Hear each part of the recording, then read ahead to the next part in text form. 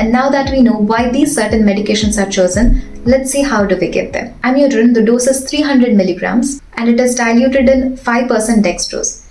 5% dextrose and not normal saline. Amiodarone precipitates when you dilute in normal saline. This is given as a bolus and flushed with 20 ml of normal saline.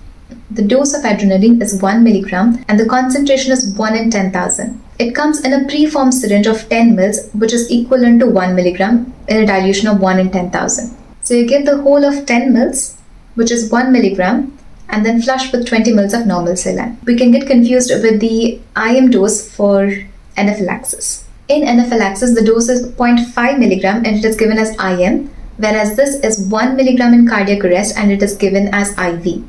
But the concentration is higher in case of anaphylaxis and the concentration is lower in case of cardiac arrest.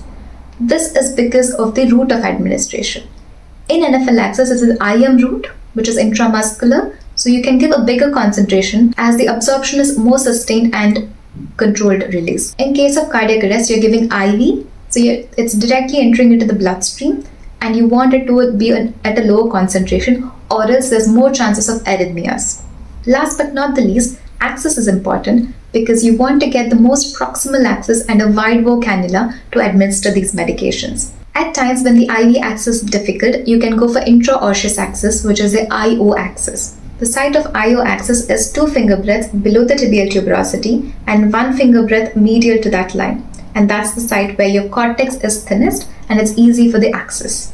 In more practical scenarios, patients jump from shockable rhythms to non-shockable rhythms at different stages when you reassess the rhythm. So it's important to jot down at what cycle we are in so that you don't miss these medications. You wait to give the amiodarone till after the 3rd shock because it is proven that the shockable rhythms are more susceptible to revert back to normal rhythm when they're shocked, that is when they're defibrillated. Amiodarone is far less successful in reverting it to a normal rhythm.